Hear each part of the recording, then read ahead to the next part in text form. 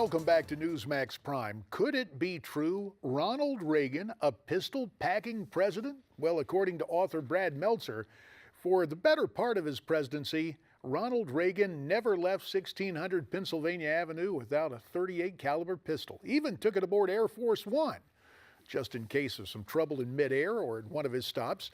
It turns out to be just one of many secrets Meltzer learned while doing research for his latest book. Let's call on that noted novelist for more from Newsmax, New York. Why, look, it's Brad Meltzer.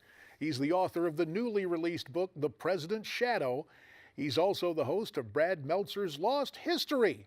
And Brad, it's so good to have you here on Newsmax Prime. Good to be here, my friend. So let's talk Ronald Reagan. You learned he carried this gun during his presidency. Did he start packing after the assassination attempt? Yeah, so there I was. I'm in Secret Service headquarters. And my books are all fiction, but I love to fill them with real facts. And I go with the Secret Service. They have a little museum that's in the back of their headquarters.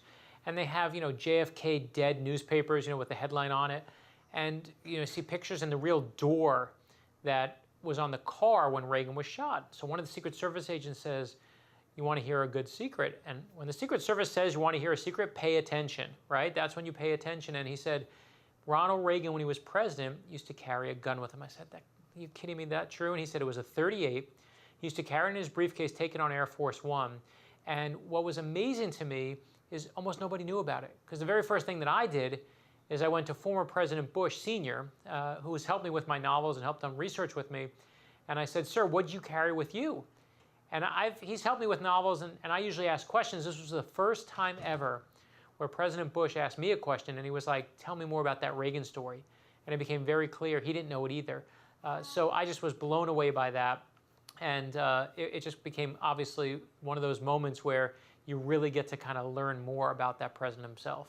And as a historian as well as a novelist, you have been treated to a lot of inside history and insight. Tell me about the letter George H.W. Bush left for Bill Clinton. Yeah, so when Reagan was leaving the White House on his last day there, he wrote, don't let the turkeys get you down.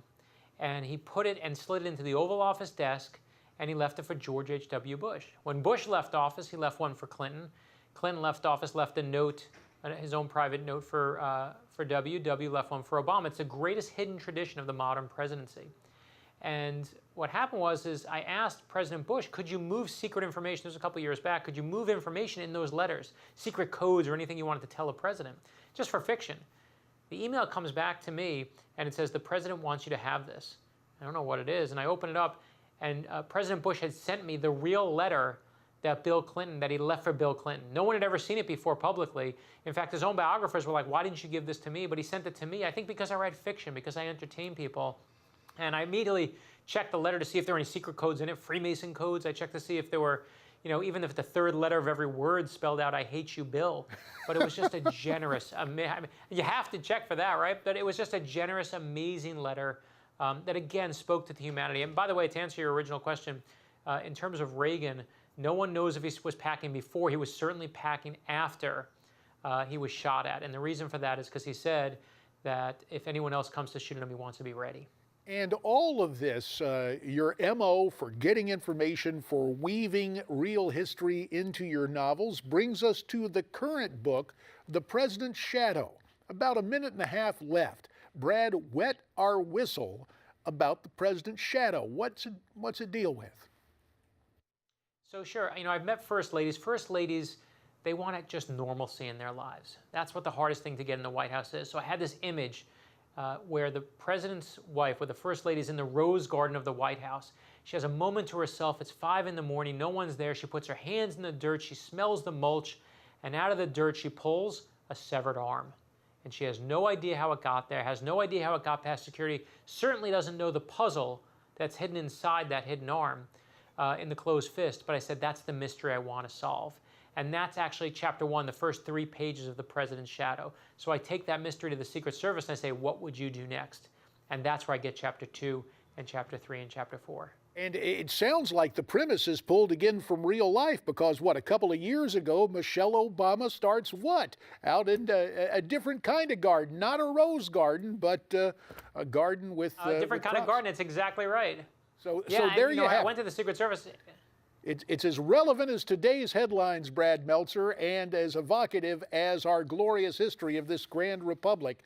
I know you have high hopes for the book. The name of the book, again, is The President's Shadow. And I was telling Brad before we came on the air, I love the cover of the book.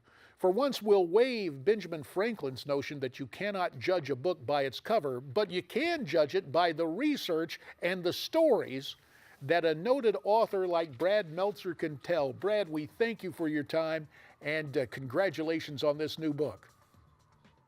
Thank you, my friend. Brad Meltzer with us, and there's more straight ahead as Newsmax Prime continues here on Newsmax TV.